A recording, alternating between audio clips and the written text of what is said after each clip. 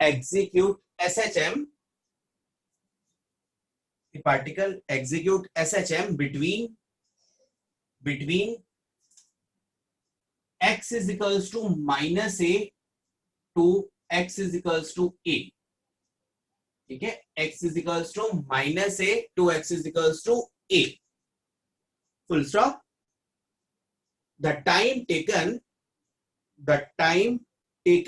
for it to go from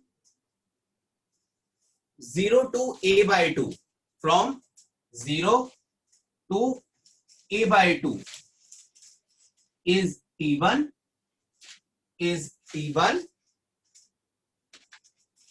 and to go from a by 2 to a is T2. बहुत अच्छा question है. 0 to a by 2 is T1 and from a by 2 to a is T2. Find the ratio of T1 by T2. आपको ratio बताना है किसका, T1 by T2.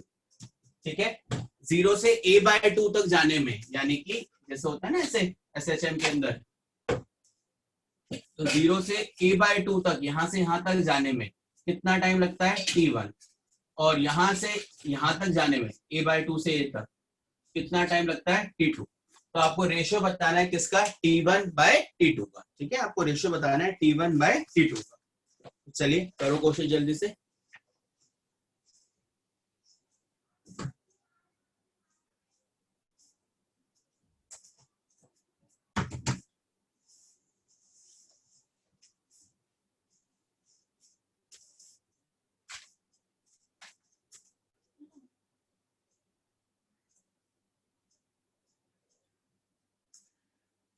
देखिए कैसे करोगे यार, 0 से a by 2 तक आपको जाना है. तो 0 से a by 2 मतलब यहां से यहां तक. तो y जो है that is equals to r sin omega t, है ना. हमने पढ़ा y इज इक्वल्स टू क्या है, r sin ओमेगा t. तो y कितना हो गया, a by 2, यानी कि यहाँ पर a ले लेता हूं मैं. आपके बार क्वेश्चन में क्या देखा है कि जो एम्पलीट्यूड है वो क्या है, a है. तो y is equals to a sin omega t. y is equals to क्या हो गया, a by 2, a sin omega, omega is 2 pi by t into t, cancel. 1 by 2 is equals to sin 2 pi by t into t. अब 1 by 2 क्या है, sin pi by 6, sin 2 pi by t into t. ठीक है, ये समझ में आना चाहिए यार कि आपके पास ये जो है, मैंने क्या किया, 1 by 2 की जगह sin pi by 6 हो गया, sin 2 pi by t into t. अब साइन से साइन कैंसिल, पाई से पाई कैंसिल, और देखो आपके पास जो t आ गया, यानी कि जो T1 आ गया है, मैंने यहाँ पर क्या लिया है, ये टाइम क्या है, T1. तो आपके पास T1 क्या आ गया, basically t by 12, right. T1 जो आ गया वो कितना आ गया आपके पास, t by 12, क्योंकि ये पाई से पाई कैंसिल हो गया और यहाँ से आपके पास t by 12 आ गया, T1. यानी कि 0 से यहाँ तक a by 2 तक जाने में जो टाइम लगता है वो कितना लगता है, t by 12. ठीक है, अब अगला क्वेश्चन जो है वो ये है कि T2 मुझे फाइंड करना है. T2 क्या है, यहां से यहां तक का टाइम, a by 2 से a तक जाने का जो टाइम है वो मेरे पास क्या है, T2 है. लेकिन अब ध्यान से देखना है, अब यही समझना है, यही बच्चे गलती करते हैं कि आप यहां से यहां तक का टाइम कैसे फाइंड करोगे यार, है ना. आप जो टाइम फाइंड करोगे, अगर आप यहां से यहां तक 0 से a तक लेते हो तो जो टाइम आता है वो टोटल आता है, राइट. इतना देखो मैं क्या कहने की कोशिश कर रहा हूँ कि मतलब जब आप यहाँ फिर से लेते हो y is equals to a sin omega t, और आप y की जगह a रखते हो, ठीक है, y की जगह a मतलब 0 से लेकर a तक, मैं यहां से यहां तक का टाइम लेता हूं. तो यहां से यहां तक का जो टाइम होगा y a sin omega 2 pi bye t, और जो यहाँ पर t होगा अब वो आपके पास होगा t1 प्लस t2. ये चीज समझ में आनी जरूरी है ना. वो क्या होगा, t1 प्लस t2, क्योंकि आपने यहां से यहां तक का टाइम लिया, तो यहां से यहां तक का टाइम हो गया t1 प्लस t2. अब ये क्या हो गया यार, कैंसिल हो गया, और यहाँ पर क्या बच गया आपके पास, 1 बच गया, है ना. और साइन के अंदर जो 1 है, फिर से आप लोगों को पता है कि वैल्यू जो है वो आप सॉल्व कर सकते हो, स्पेस नहीं है। तो आपके पास ये कैंसिल हो गया। साइन 1 की जो वैल्यू है उसको आप लोग रखेंगे किस पे होता है, pi by 2, 2 pi by T1 plus T2। Sine से साइन कैंसिल, पाई से पाई कैंसिल, ठीक है। और यहां से आपके पास क्या आ गया, T1 प्लस T2 आ गया, कितना, T by 4, right. T1 plus T2 आ गया मेरे पास, T बाय 4। और ये तो T1 प्लस T2 है, यहां से T1 की वैल्यू है, क्या आ जाएगा, T2 आ जाएगा। और फिर हमारे पास रेशियो आ जाएगा, ठीक है। सॉल्व करो जल्दी से इसे।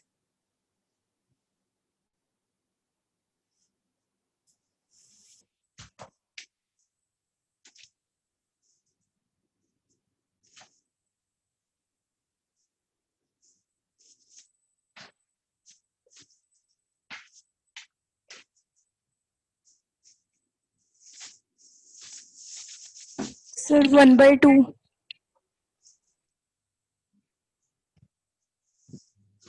सर 1:2। 1:2। One two two. ठीक है, I value, yes sir. Answer आएगा आपका 1:2। T1 is twice of T2। Answer is T1 is twice of T2। आया आंसर किसी का? हाँ भैया आ गया। यस सर, आ गया। Yes sir. Yes sir. Yes sir.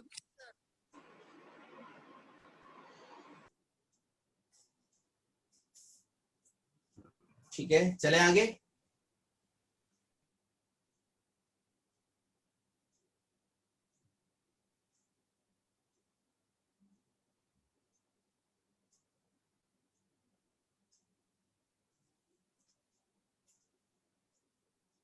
Note हो गया ये सबका?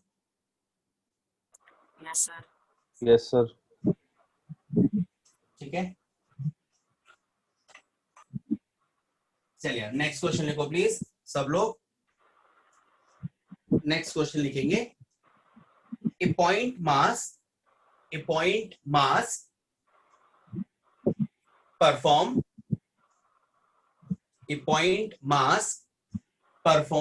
simple harmonic oscillation। A point mass perform simple harmonic oscillation of time period capital T, of time period capital T, and equation x is equals to a sin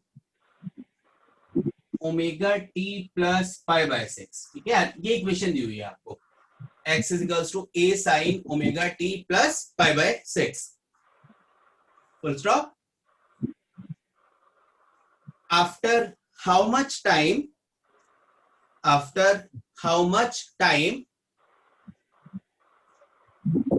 the velocity of point mass, after how much time the velocity of point mass will be equals to half of the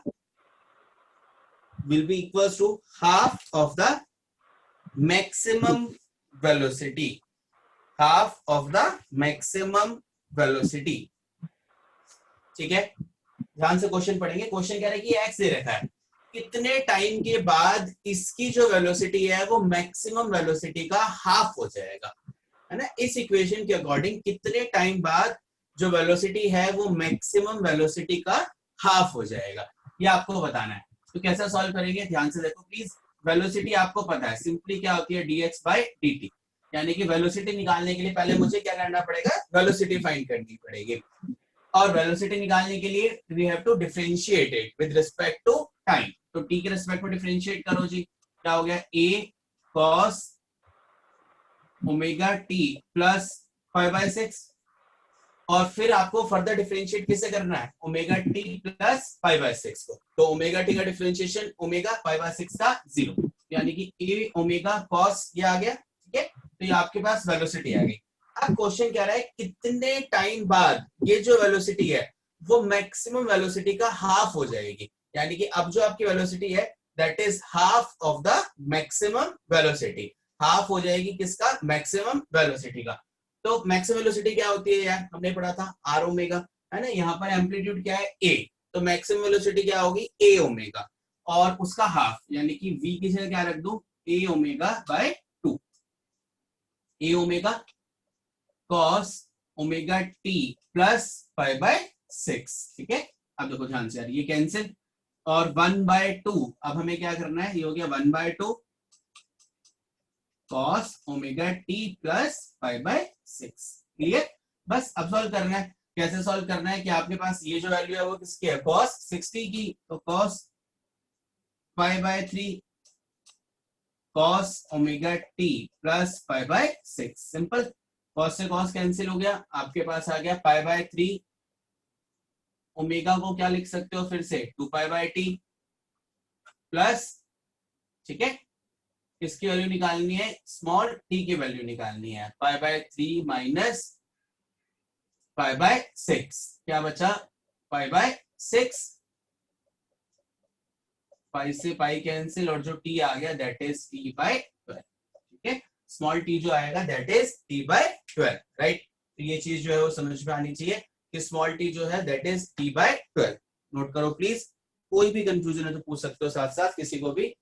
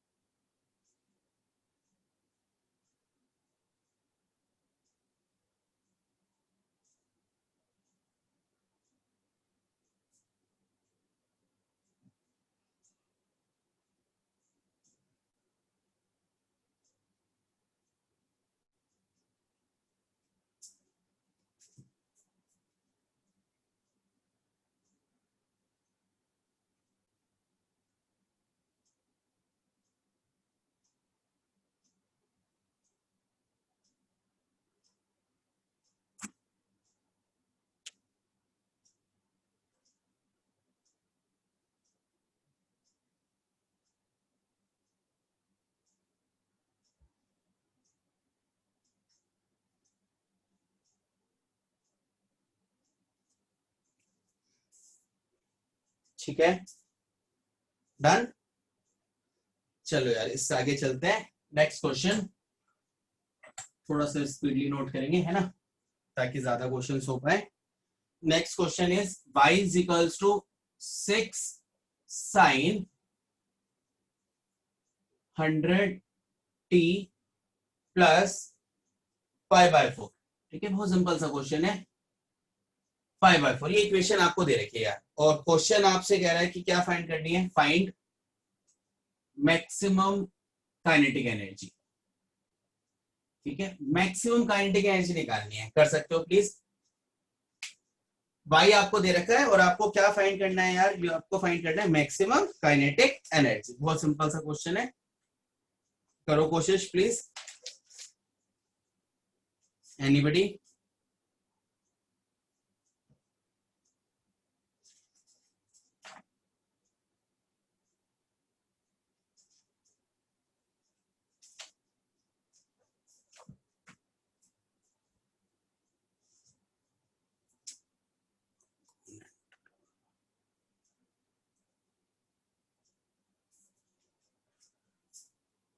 आई किसी का answer आया, किसी का answer कोई value,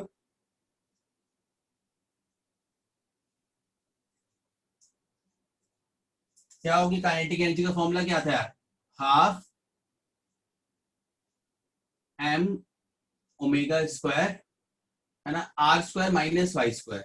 लेकिन जब आप maximum की बात करते हो, काइनेटिक एनर्जी मैक्सिमम हमें पता है कहां पर होती है, और मैक्सिमम काइनेटिक एनर्जी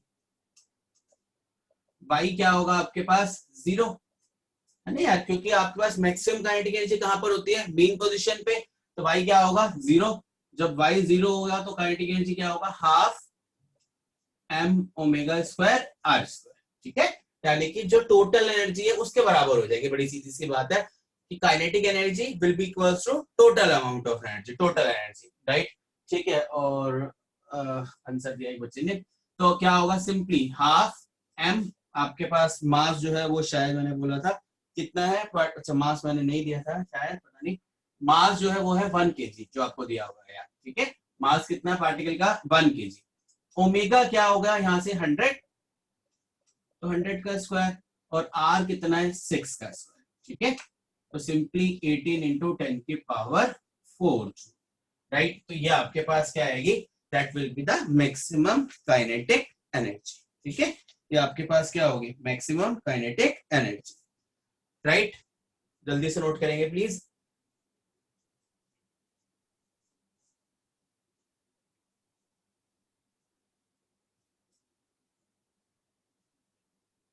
ठीक है, चले आगे, जल्दी से नोट करिए।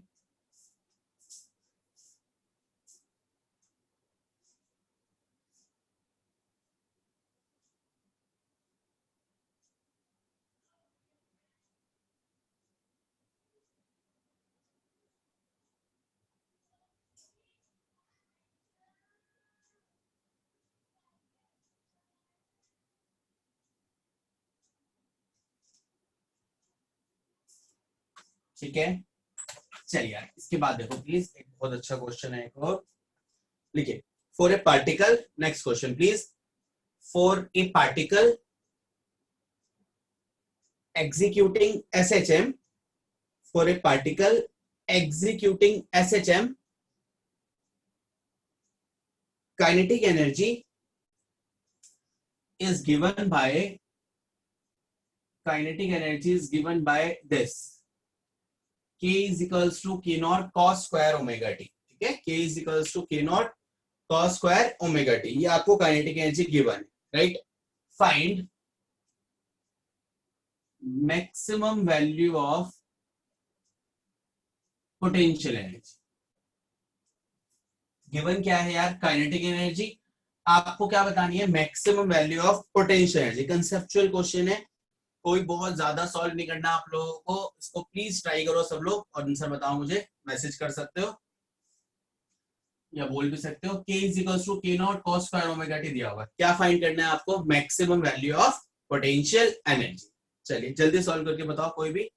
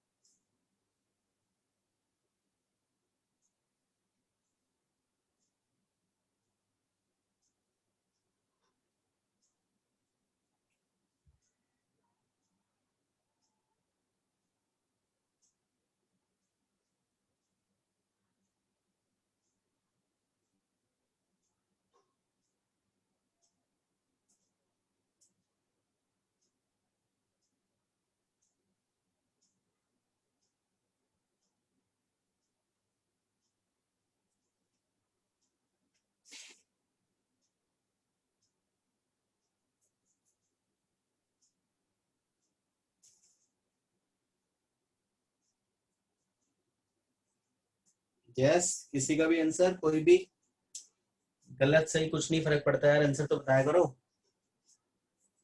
एनीबडी?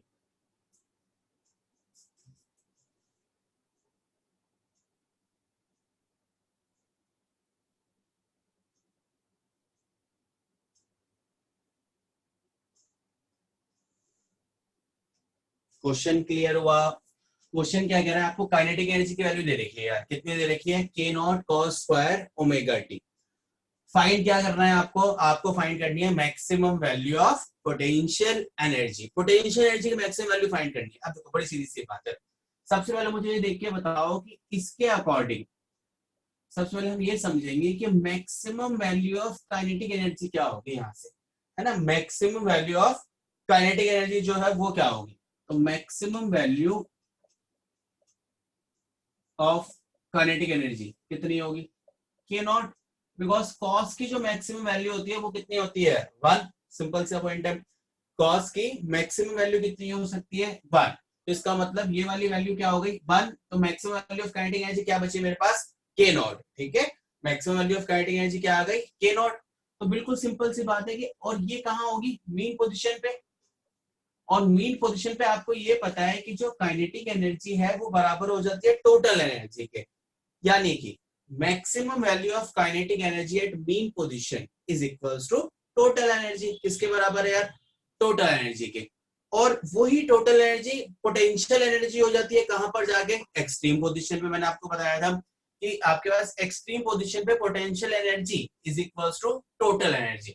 इसका मतलब है maximum value of potential energy भी क्या होगी, के नॉट। किस कहां पर, लेकिन एक्सट्रीम पोजीशन पे। Is this clear. इसका मतलब आंसर जो है that is simply K naught, जो कि किसी भी बच्चे ने नहीं बताया है। ठीक है, तो सीधा सा आंसर है, क्योंकि मैक्सिमम वैल्यू जो है वो काइनेटिक और पोटेंशियल की बराबर होगी आइडियल केस के अंदर। ठीक है, और वो किसके बराबर होती है, टोटल एनर्जी के बराबर होती है। ठीक है, चलिए जल्दी से लिखो इसे और नेक्स्ट लिखेंगे प्लीज। कोई भी कंफ्यूजन होती है, कुछ भी समझ में नहीं आता, तो साथ साथ आप अपने आप को अनम्यूट करके बोल सकते हो यार। ठीक है, मैंने ऑप्शन दे रखा है, आप लोग अनम्यूट करके बोल सकते हो, मैसेज कर सकते हो साथ साथ चैट पे, लेकिन चीजें क्लियर होनी चाहिए। ठीक है, चलिए नेक्स्ट लिखो प्लीज। नेक्स्ट क्वेश्चन लिखिए, टू सिंपल हार्मोनिक मोशन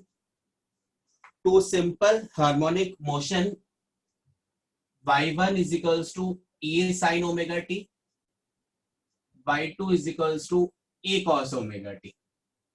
ठीक है, y1 क्या दिया हुआ है, a sin omega t, और y2 क्या दिया हुआ है आपको, a sin omega t and a cos omega t are superimposed on a particle of mass small m,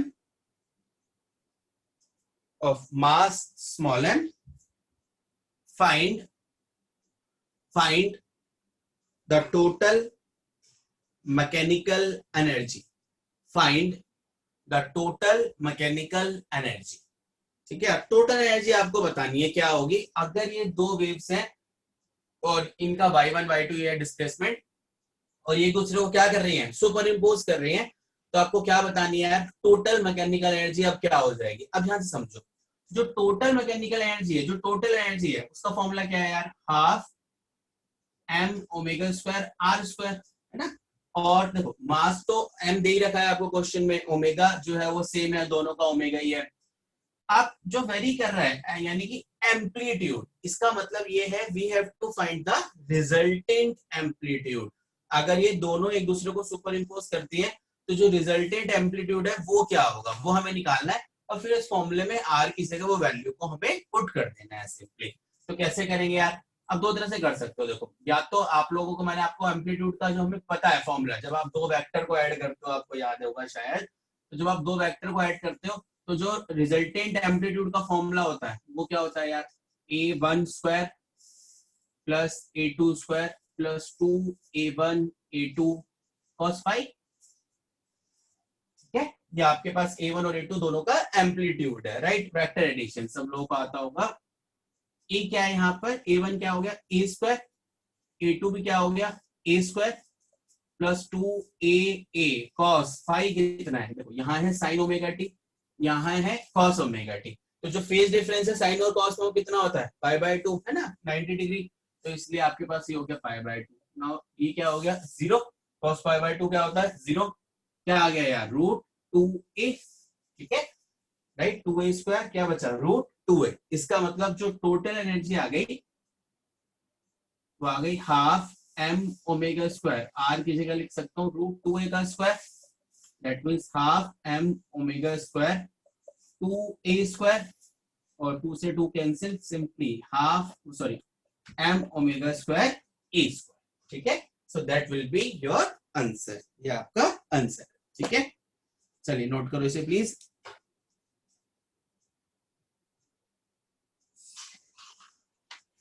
चलते हैं नेक्स्ट क्वेश्चन पे।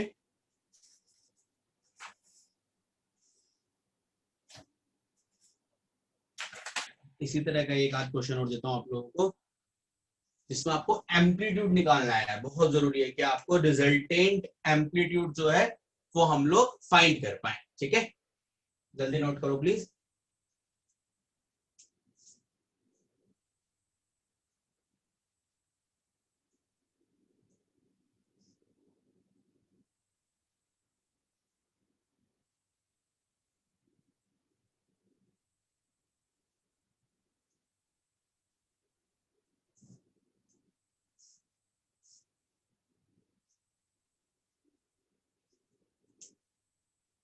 ठीक है, चलिए नेक्स्ट देखो।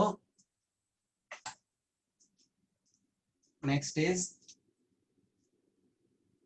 y1 is 5 sin 2 pi t plus root 3 cos 2 pi t, ठीक है। और y2 आपको दिया हुआ है जी 5 sin 2 pi t plus pi by 2, right. ये आपको क्वेश्चन दिया हुआ है, बहुत अच्छा क्वेश्चन है। आपको क्या बताना है, फाइंड द रेशियो ऑफ, इसको लिखेंगे फाइंड, मैं लिख देता हूं ratio of amplitude, ratio of amplitude बताना है यार, प्लीज करो, कोशिश करो इसे, बहुत अच्छा क्वेश्चन है। रेशियो ऑफ एम्पलीट्यूड जो है वो हम लोगों को बताना है। कोई भी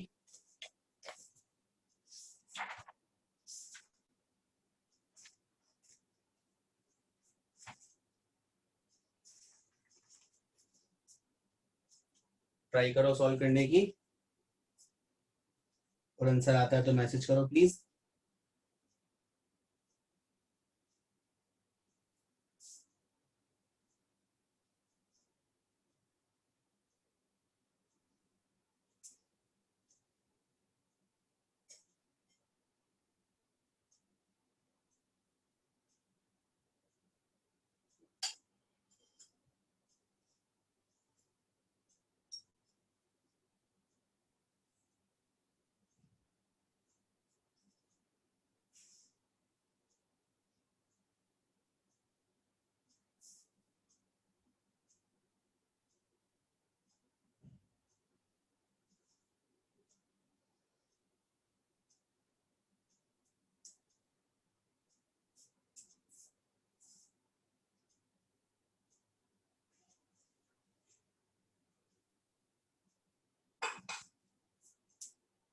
आया किसी का आंसर कुछ? क्या करना पड़ेगा इसके अंदर, जो y1 है ना, देखो y2 जो है वो जनरल इक्वेशन है, तो उसको आपको सॉल्व नहीं करना, वो आपके पास डायरेक्टली इक्वेशन है। लेकिन जो y1 है उसको आपको सॉल्व करना पड़ेगा यार। देखो कैसे सॉल्व करेंगे, जैसे मैंने अभी सिखाया, आप 5 को अंदर ले जाओ, पहले तो अलग अलग कर लो इसे ना, है ना। अब ये क्या है, ये इन दोनों का सुपरपोजिशन है। जो y है वो बेसिकली इन दो वैल्यूज का क्या है, सुपरपोजिशन है। तो क्या करना पड़ेगा, इसका एम्पलीट्यूड क्या है यार 5, इसका क्या है 5√3, तो पहले y1 का एम्पलीट्यूड निकालना पड़ेगा। और वो कैसे निकालोगे, जैसे अभी सिखाया मैंने आपको, 5 का स्क्वायर 5√3 का square plus 2 into 5 into 5√3 cos pi by 2, फिर से पाई बाय 2 क्यों, फिर से यहाँ पे साइन और यहाँ पर क्या है cos है, तो फेज डिफरेंस कितना होता है पाई बाय 2। तो ये क्या हो गया यार 0, ये क्या हो गया 25 और 75 कितना हो गया √100, यानी कि 10, यानी कि y1 का जो एम्पलीट्यूड है वो कितना है आपके पास 10, y2 का जो एम्पलीट्यूड है वो कितना है यार 5, और जब रेशियो निकालोगे दोनों के एम्पलीट्यूड का तो 10/5 दैट इज 2:1, तो आंसर इज 2:1, ठीक है। तो ये क्लियर होना चाहिए, नोट करो इसे प्लीज।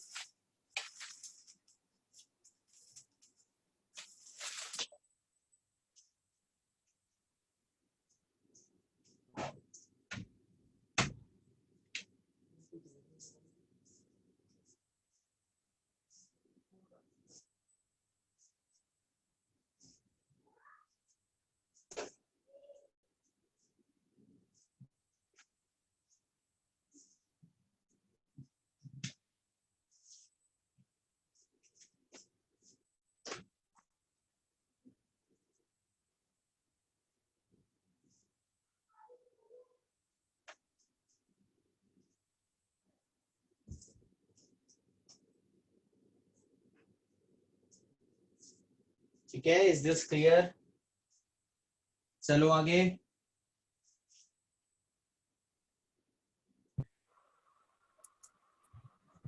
यस, ठीक है, चलिए यार नेक्स्ट लिखो।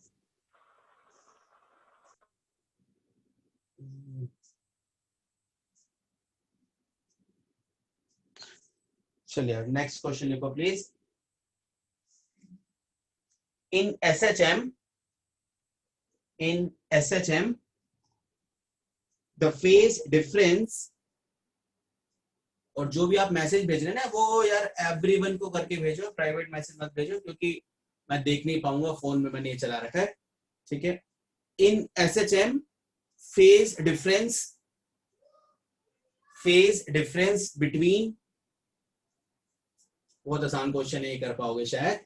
इन SHM phase difference between displacement and velocity, phase difference between displacement and velocity is phi1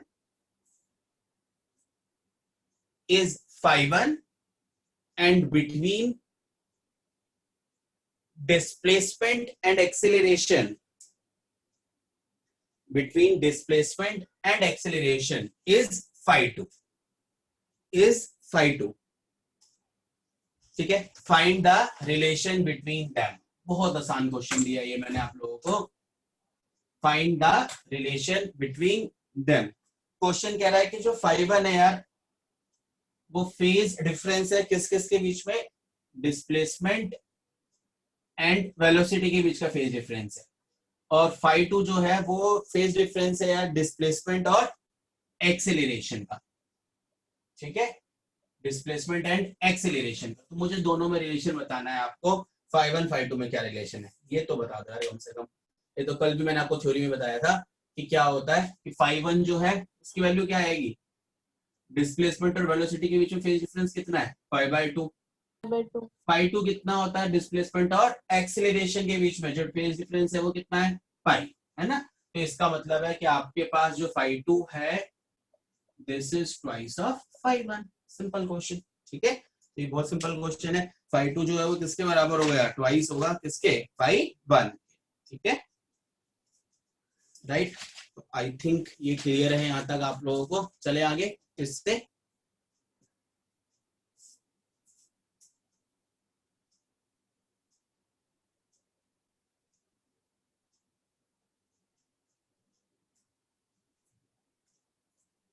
ठीक है,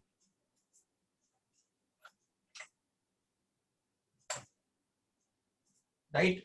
अब थोड़ा सा ध्यान से देखना यार, कल मैंने आप लोगों को बताया था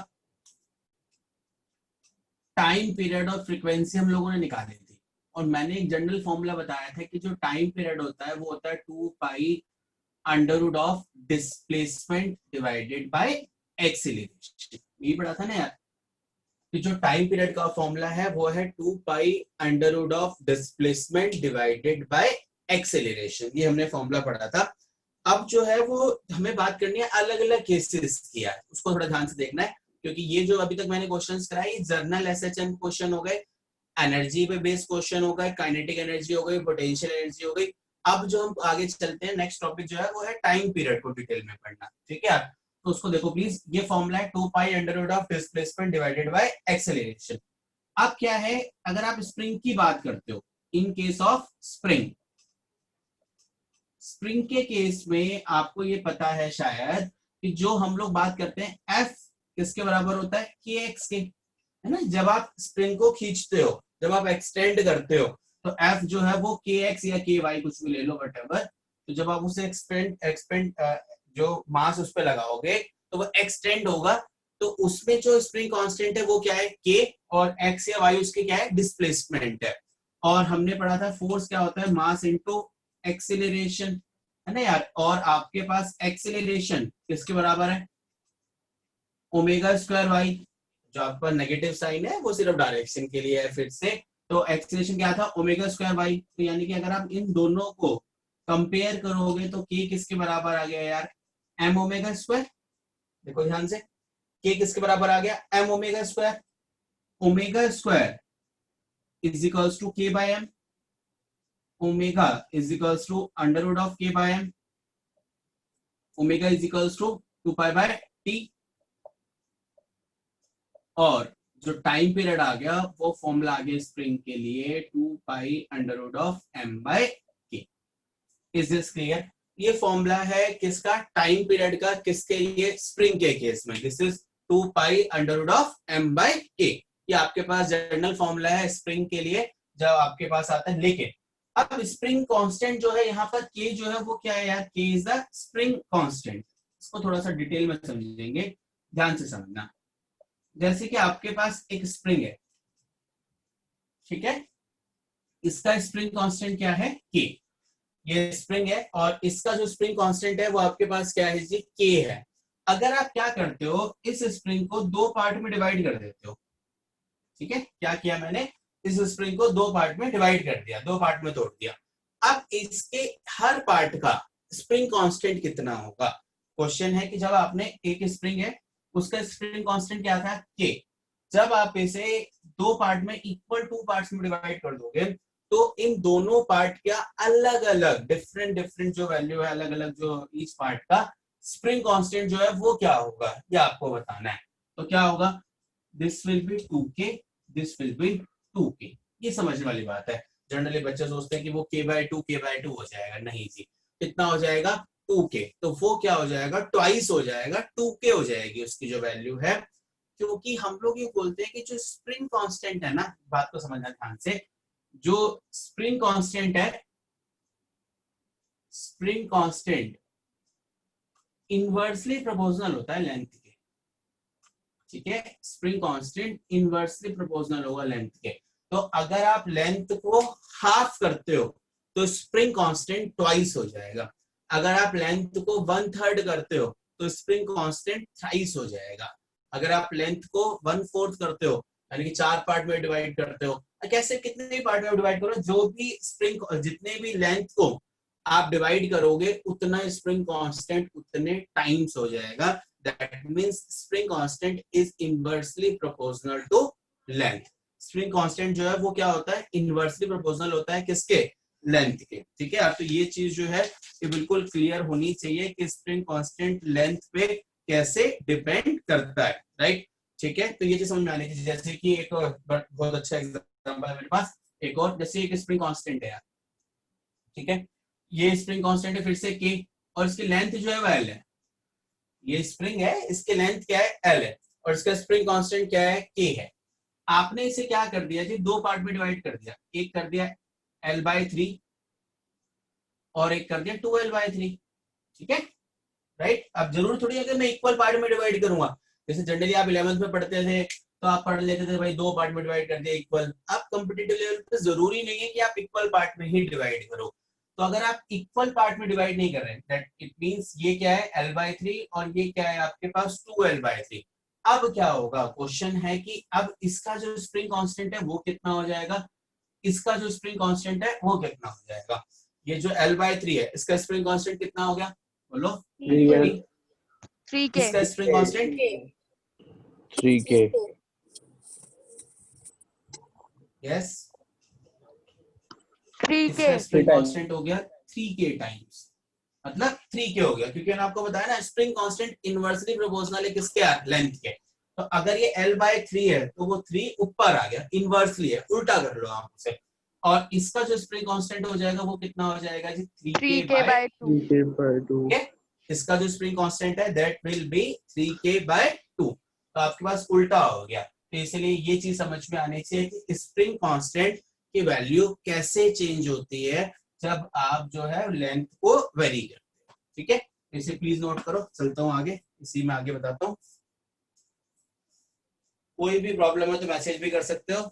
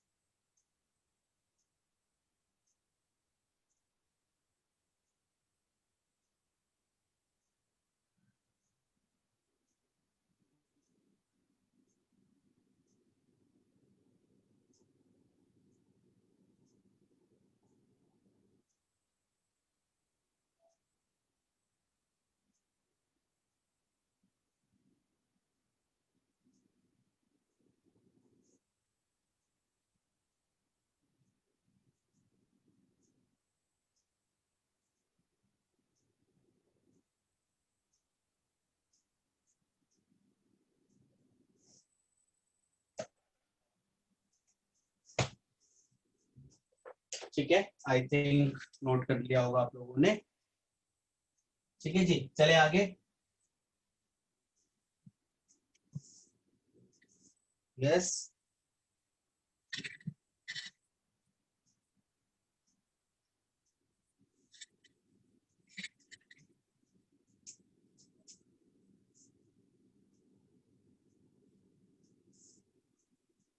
ठीक है, अब देखो प्लीज।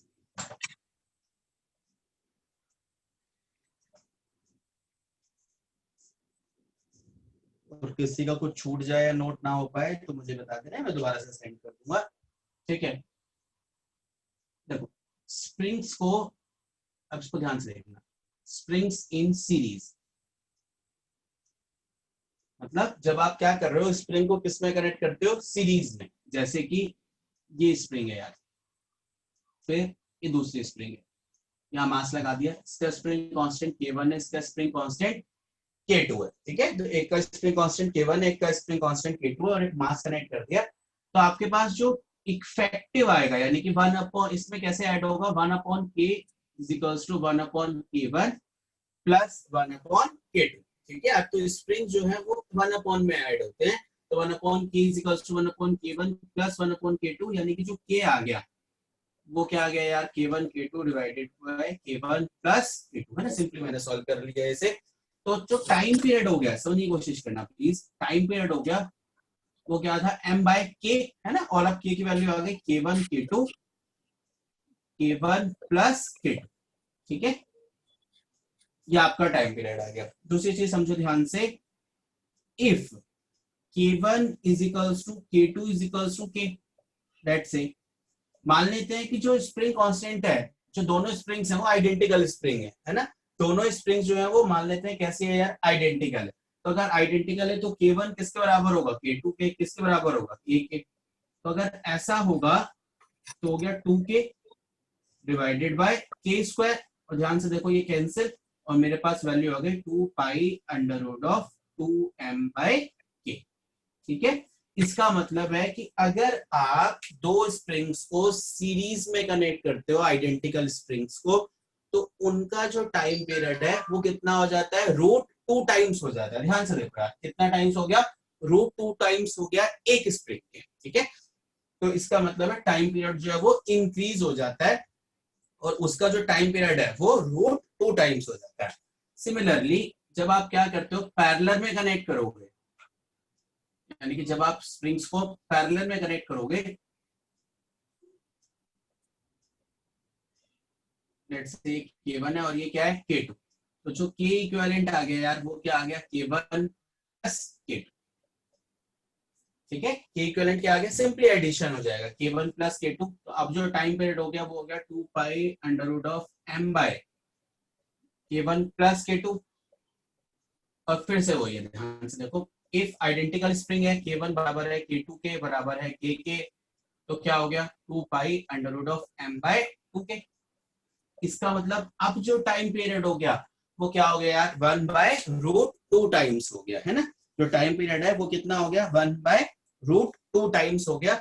और यहाँ सीरीज में टाइम पीरियड √2 टाइम्स इंक्रीज हो जाता है, और पैरेलल में अगर आइडेंटिकल स्प्रिंग है, और पैरेलल में टाइम पीरियड 1/√2 टाइम्स हो जाता है। ठीक है, राइट, नोट करो इसे प्लीज, आगे चलते हैं फिर।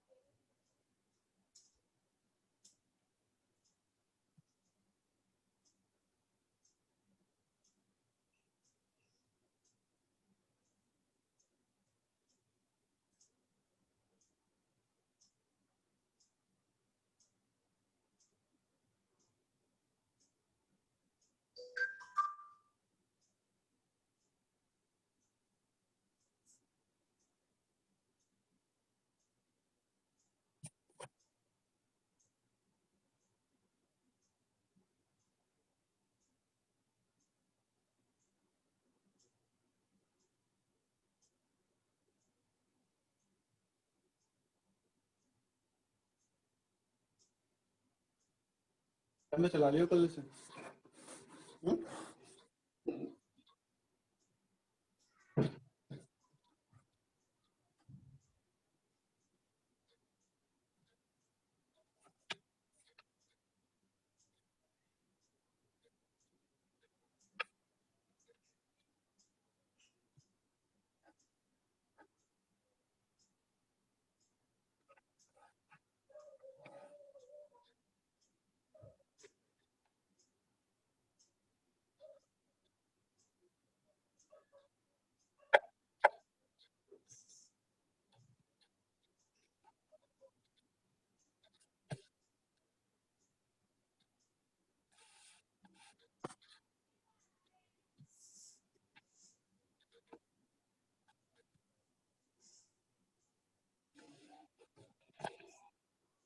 ठीक है, चले आगे। यस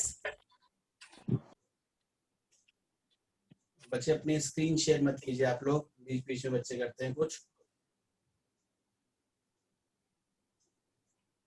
ठीक है, चलिए इसके बाद देखो, जब हम बात करते हैं सिंपल पेंडुलम की, और ध्यान से समझना प्लीज, इसमें बहुत सारी चीजें हैं। जब हम बात करते हैं सिंपल पेंडुलम की, तो उसका जो टाइम पीरियड आता है वो आता है 2 pi under root of L by G। और यहाँ पर जो G है, दिस इज G इफेक्टिव। ठीक है, G इफेक्टिव का मतलब है कि जो G की वैल्यू है वो वेरी करती है। अब कैसे कैसे वेरी करती है वो हमें समझना है यार। ठीक है, जैसे कि याद हो शायद आप लोगों को, उम्मीद कम है, if an object accelerate upwards with acceleration a, अगर मान लो ऑब्जेक्ट जो है वो ऊपर की तरफ जा रही है, जैसे लिफ्ट का केस याद हो, आप लोगों ने पढ़ा होगा 11वीं क्लास में, जैसे लिफ्ट जो है वो ऊपर की तरफ जा रही है, a एक्सीलरेशन है उस केस में, तो हम लोग पढ़ते हैं उस केस में जो G इफेक्टिव हो जाएगा यार, वो क्या हो जाएगा, that will be G plus a। तो आपको जो G इफेक्टिव हो जाएगा वो सिंपली हो गया G प्लस a। और अगर ऐसा हो गया तो जो टाइम पीरियड हो गया उसका फॉर्मूला क्या हो गया, देखो, G effective is G plus a। तो ये आपका टाइम पीरियड आ गया। ठीक है, इसी तरह से if an object accelerate downwards with acceleration a, है ना यार, एक्सीलरेशन जो है वो a से कहाँ आ रही है, नीचे की तरफ आ रही है, तो आपके पास इस केस में G इफेक्टिव कितना हो गया यार, G माइनस ए। तो उस केस में जो T हो गया 2 पाई L अपॉन G माइनस। ठीक है, तो क्या हो जाता है, G माइनस ए हो जाता है, डिक्रीज हो जाता है, G माइनस ए, G इफेक्टिव डिक्रीज हो जाएगा। क्लियर। इसी तरह से इफ पेंडुलम मूव्स हॉरिजेंटली, है ना, अगर सिंपली क्या कर रहा है, हॉरिजेंटली जो है वो आपका पेंडुलम मूव कर रहा है ए एक्सेलरेशन से, तो उस केस में जो जी इफेक्टिव होगा, यानी कि पेंडुलम जो है वो हॉरिजॉन्टल डायरेक्शन में जा रहा है और आपके पास जो ग्रेविटी है वो ऑब्वियसली नीचे की तरफ है, तो जो जी इफेक्टिव होगा वो क्या हो गया यार, under root of g square plus a square. उस केस में जो जी इफेक्टिव होगा वो होगा g square plus a square. और अगर ऐसा होगा तो जो टाइम पीरियड आ जाएगा फॉर्मूला वो आ जाएगा 2 pi under root of l upon under root of g square plus a square. ठीक है, तो ये चीज जो है वो क्लियर होनी चाहिए कि टाइम पीरियड की वैल्यू सिंपल पेंडुलम के केस में कैसे कैसे किस किस केस के साथ जो है वो वेरी करती है। ठीक है, जल्दी से नोट करो फिर आगे बताता हूं इससे।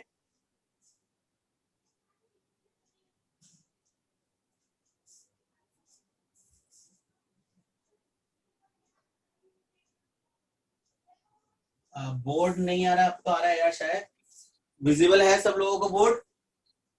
Yes sir. बोर्ड विजिबल है? Yes sir. ये बच्चे स्क्रीन शेयर नहीं करो बीच में प्लीज, सिर्फ अपने आप को अनम्यूट करके बोल सकते हो।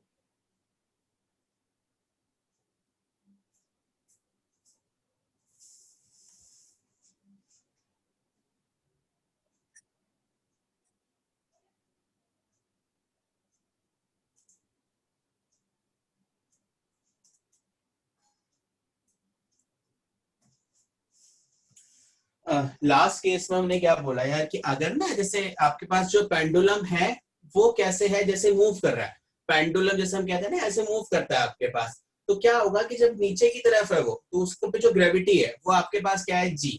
जब इधर अगर हॉरिजेंटली हम कहते हैं कि पेंडुलम जा रहा है तो उसका एक्सेलरेशन क्या है ए। तो जो रिजल्टेंट एक्सेलरेशन होगा यार एक्स एक्सिस और वाई एक्सिस, जैसे मैंने आपको अभी बताया, वो क्या होता है अंडर रूट ऑफ, जैसे रिजल्टेंट एम्पलीट्यूड आप निकालते हो a square plus b square plus 2ab cos five. तो फिर से आपके पास क्या हो गया, क्योंकि जो डायरेक्शन है वो दोनों तरफ है, इसलिए वो रिजल्टेंट क्या आएगा under root of g square plus a square. ठीक है, इसलिए यहाँ पर जो टाइम पीरियड है वो ये आ गया, राइट।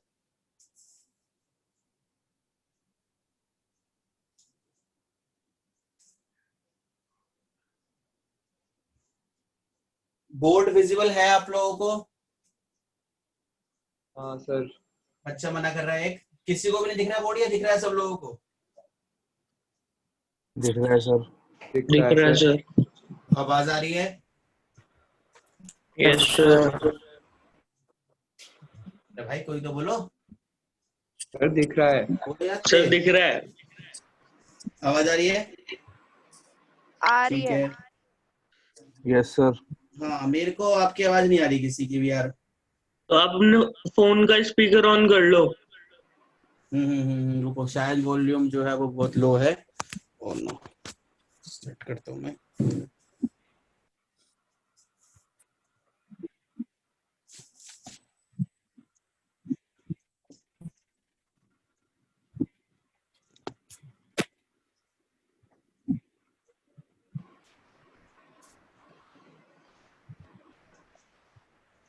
इतना तो हिला रहे हैं।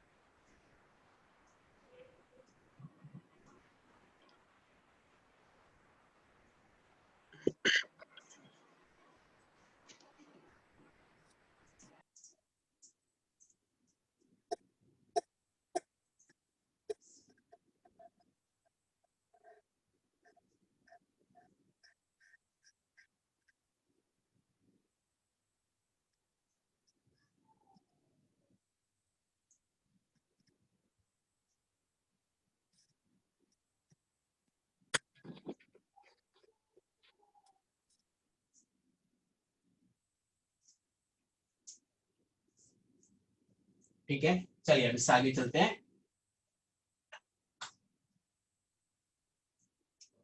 और राइट, देखो इसके बाद बात करते हैं इफेक्ट ऑफ हाइट की।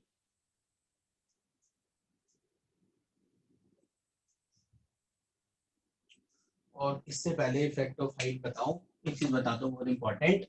देखो यार, जैसे कि हम लोगों ने पढ़ा कि जो फॉर्मूला है टाइप, जो सिंपल पेंडुलम है उसका जो फॉर्मूला है, जैसे मैंने आपको बताया, वो सिंपली क्या है 2 pi under root of l by जी।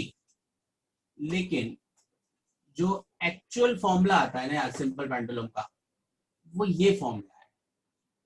ठीक है, जो एक्चुअल फॉर्मूला होता है सिंपल पेंडुलम का वो ये फॉर्मूला होता है यार। ठीक है, 2 pi under root of this, तो ये आपके पास एक्चुअल फॉर्मूला है सिंपल पेंडुलम का, राइट। अब इसी को देखो ध्यान से, जो हम लोग पढ़ते हैं, जैसे कि आपके पास, आपको ये पता है कि अर्थ की जो रेडियस है वो क्या है, कैपिटल आर है मान लेते हैं। और जो सिंपल पेंडुलम है उसकी जो लेंथ है वो आपके पास क्या है, स्मॉल एल है। सिंपल पेंडुलम की लेंथ जो है वो स्मॉल एल है। तो अगर हम लोग जनरली हम लोग क्या लेते हैं कि ऑब्वियसली जो एल है वो बहुत कम होगा ना आर से। इसको समझने की कोशिश करना यार, ये एक्चुअल फॉर्मूला है, लेकिन हम क्यों लेते हैं वो फॉर्मूला वो मैं आपको समझाने की कोशिश कर रहा हूँ। बहुत इंपॉर्टेंट चीज है, ध्यान से देखना। ये एक्चुअल फॉर्मूला है, लेकिन होगा क्या कि भाई रेडियस अर्थ की बहुत ज्यादा है, जो आप सिंपल पेंडुलम में लेते हो उसकी लेंथ 1 मीटर 2 मीटर से ज्यादा क्या लोगे, तो इसका मतलब है कि जो लेंथ होगी वो बहुत कम है रेडियस से। और अगर ऐसा होगा तो 1/L जो होगा वो बहुत ज्यादा ग्रेटर होगा 1/R से, है ना यार। आर की वैल्यू, अर्थ की रेडियस बहुत ग्रेटर है लेंथ से, इसका मतलब 1/L जो होगा वो बहुत ग्रेटर होगा 1/R से। और अगर ऐसा होगा तो इस टर्म को मैं क्या कर सकता हूँ, नेगलेक्ट कर सकता हूँ। तो इस केस में जो टाइम पीरियड है वो ये आ जाता है, ठीक है। तो ये नई बात शायद आपको पता चली हो, तो जो टाइम पीरियड है वो ये आ जाता है। लेकिन इसको समझना है ध्यान से, अगर हम क्या कहें सेकंड केस, अगर हम ये कहें कि एल जो है वो बहुत ज्यादा ले लें हम रेडियस से, ठीक है, एक ऐसा पेंडुलम की हम बात करें जिसकी लेंथ जो है वो अर्थ की रेडियस से ज्यादा हो, अगर ऐसा हो तो उल्टा हो जाएगा ना, 1/L जो है वो बहुत 1/R ग्रेटर हो जाएगा 1/L से। और उस केस में जो वैल्यू आती है वो क्या आएगी, R/G। तो L/G ना होकर के जो टाइम पीरियड हो जाएगा तो आपके पास क्या हो जाएगा, R/G। और यही हम लोग बोलते हैं कि आपके पास क्या होता है, अर्थ की रेडियस की वैल्यू आपको पता है, जी की वैल्यू आपको पता है, तो जब आप इसे वैल्यू रखोगे जो आएगा 84.6 मिनट्स। यहाँ वैल्यू क्या आएगी, 84.6 मिनट्स। तो ये उसकी पेंडुलम की वैल्यू है जब आप क्या करोगे, अर्थ के, जैसे कि हम कहते हैं कि टनल बना ले अगर हम अर्थ को ना, ठीक है, और उस पर एक होल कर दे बीच में, और अगर आप क्या करोगे किसी ऑब्जेक्ट को फेंकोगे तो वो ऑक्सीलेट करेगा और उसका जो टाइम पीरियड होगा वो इतना होगा यार, 84.6 मिनट्स, ठीक है यार। ये चीज समझ में आनी चाहिए, बेसिक बात बताइए, बहुत ज्यादा नहीं पूछता। तो इसका मतलब कभी आप देखोगे फॉर्मूला ना ये भी यूज कर लेते हैं, अगर अर्थ की रेडियस दी हुई होती है और बात करता है रेडियस की, तो हम क्या यूज करते हैं, 2π√R/G। तो वो मैंने आपको बताया कि R/G क्यों यूज करते हैं, हमेशा L/G यूज नहीं करते, R/G भी यूज कर सकते हो डिपेंडिंग ऑन द सिचुएशन, किसकी बात कर रहे हैं, ठीक है। जल्दी से नोट करो, इससे आगे चलते हैं फटाफट।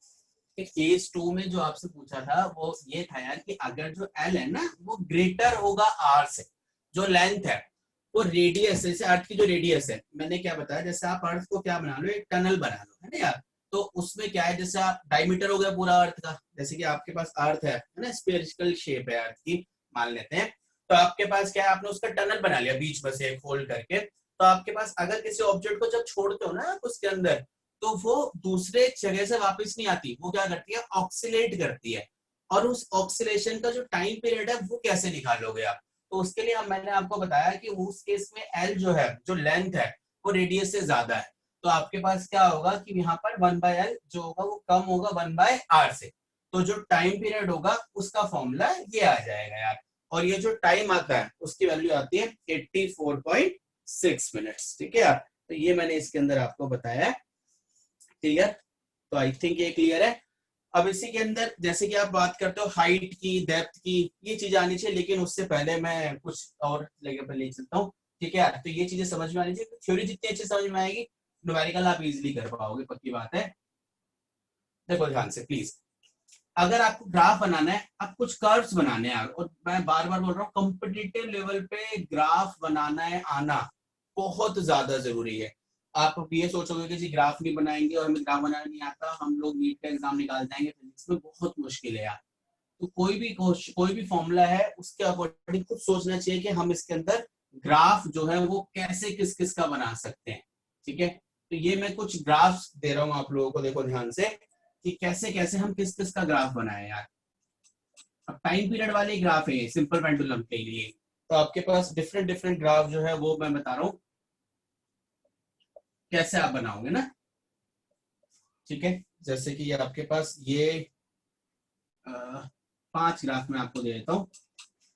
ठीक है, और यही सब पूछे जाते हैं और कुछ नहीं पूछा जाएगा, जो करा रहा हूँ उसी तरह से क्वेश्चन आएंगे, वही सब आएगा। कोई भी पेपर उठा के देख लो, कुछ भी उठा के देख लो, सब आपको यही चीजें मिलेंगी जो मैं आप लोगों को यहाँ पर करा रहा हूँ। अब T वर्सेस रूट L का जो ग्राफ है वो क्या आएगा, फॉर्मूला आप लोगों को पता है, एक ही फॉर्मूले पे बेस पांचों ग्राफ है ये। P is equals to 2 pi under root of L by G, यही इकलौता फॉर्मूला है जिसके ऊपर ये पांचों ग्राफ है। तो T और यहाँ पर क्या है रूट L, तो T तो डायरेक्टली प्रोपोर्शनल है किसके यार, रूट L के, है ना। T जो है वो डायरेक्टली प्रोपोर्शनल होगा किसके, रूट L के। तो अगर ऐसा होगा तो ग्राफ कैसे आना चाहिए, स्ट्रेट आना चाहिए, है ना, क्योंकि T डायरेक्टली प्रोपोर्शनल है रूट L के और T वर्सेस रूट L आप बना रहे हो। ठीक है, दूसरा टी स्क्वायर वर्सेस एल, दूसरा बनाना है आपको टी स्क्वायर वर्सेस एल। बात तो वही हो गई, अगर ध्यान से देखोगे आप, t square is equals to 4 pi square l by g, तो टी स्क्वायर फिर से डायरेक्टली प्रोपोर्शनल है आगे, यानी कि ग्राफ भी ऐसे ही आना चाहिए। ठीक है, राइट। टी वर्सेस एल, ये अच्छा ग्राफ है, टी वर्सेस एल आपको बनाना है, और हमारे पास जो वैल्यू है वो है टी डायरेक्टली प्रोपोर्शनल है किसके, रूट एल के। इसका मतलब वाई एक्सिस पे तो ये वाई है और यहाँ पर क्या है रूट एक्स, यही तो हुआ, यानी कि y square is equals to 4ax, है ना। और कैसी शेप आएगी, पैराबोलिक शेप आएगी, और जब पैराबोलिक शेप आएगी तो आपके पास कैसा आएगा ये ऐसे, क्योंकि y square is equals to 4ax वाला ग्राफ आएगा। Right, clear. Next is t square versus g का ग्राफ बनाना है। अब ये तो बड़ा अच्छा ग्राफ है यार, ये कैसा आएगा। अब आप ये नहीं बोलोगे, अगर हम ये बोलते हैं कि जी की वैल्यू क्या करती है, वेरी कर रही है ना, उसके हिसाब से बनाते हैं। कभी आप सोचोगे जी टी और जी तो कांस्टेंट होते हैं तो सीधा ही आएगा, ऐसा नहीं होगा, क्योंकि आपके पास जी की वैल्यू क्या करती है, वेरी करती है। जिसमें आपको बताया जी प्लस ए भी हो सकता है, जी माइनस ए भी हो सकता है ना। तो जी की वैल्यू भी क्या करती है, वेरी करती है, तो उसके अकॉर्डिंग ही जो है वो हमें ग्राफ बनाना है। तो अगर आप टी जो है टी स्क्वायर, यानी कि टी क्या है 2 pi under root of l by g, तो टी स्क्वायर क्या हो गया देखो 4 pi square l by g, यानी कि इनवर्सली प्रोपोर्शनल है ना। और जब इनवर्सली प्रोपोर्शनल है तो ग्राफ कैसे आएगा, ऐसे। और इस शेप को आप क्या बोलते हो, this is called rectangular hyperbola. ठीक है, सिंपली रेक्टेंगुलर हाइपरबोला। ठीक है, इसके बाद t versus 1 by root g, right, t versus 1 by root g. अब 1 बाय रूट जी तो यही है, यानी कि आपके पास ये फिर से कैसा हो गया, डायरेक्टली प्रोपोर्शनल हो गए, और ये ग्राफ फिर से कैसा आना चाहिए, that should be straight line. ठीक है, तो ये ध्यान से देखो, ग्राफ जो है दे मस्ट बी क्लियर, ये समझ में आनी चाहिए आप लोगों को ग्राफ, जो कि बहुत जरूरी है। और नोट करो प्लीज।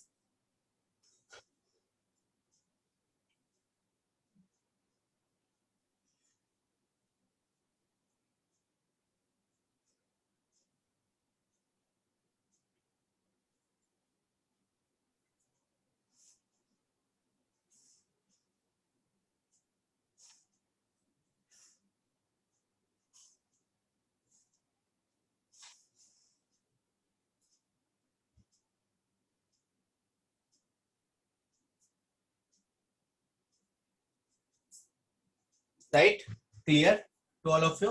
ठीक है, तो ये जो है ये ग्राफ जो है वो बिल्कुल क्लियरली समझ में आने चाहिए, क्योंकि ये ग्राफ जो है वो आप लोगों से बार बार पूछे जाते हैं। ठीक है, तो कल जो है मुझे लगता है कि मैं इसको खत्म कर पाऊंगा इस चैप्टर को, और थोड़ा सा इसमें 1-2 केसेस और बताने हैं मुझे हाइट और डेप्थ के, और उसके बाद फिर कुछ क्वेश्चंस हम लोग करेंगे। तो कल जो है वो मुझे लगता है इस चैप्टर को हम खत्म करेंगे, फिर वेव्स की तरफ से आगे चलेंगे। राइट, और क्वेश्चंस मैंने पहले भी कहा था कि अगर आप लोगों के पास किसी के पास बुक नहीं है और आप लोग मुझसे कहोगे जी हमें क्वेश्चन सेंड कर दो, तो मैं आप लोगों को क्वेश्चन सेंड कर दूंगा। ठीक है, और अगर बुक कोई भी आप लोगों के पास है तो उससे आप लोग कर सकते हो, क्योंकि अभी तो मुझे लगता नहीं कोई बुक वगैरह मिलेगी आप लोगों को इस टाइम पे। ठीक है। तो अगर कोई भी इशू है, कोई प्रॉब्लम है, तो मुझे पर्सनली व्हाट्सएप भी कर सकते हो, जरूरी नहीं है ग्रुप पे करो, कोई भी बच्चा, ठीक है यार, तो फ्रीली कांटेक्ट कर सकते हो। दूसरी बात जो है वो ये है कि कल फिर से वही 1 तो 10 बजे आप लोगों से मिलेंगे, और मोस्ट इम्पोर्टेंटली कि जो फीस होगी यार, ठीक है, वो आप लोग ऑनलाइन ट्रांसफर करेंगे, और फिजिक्स की फीस कृपा करके मुझे ट्रांसफर करेंगे, ठीक है यार। फिजिक्स की जो फीस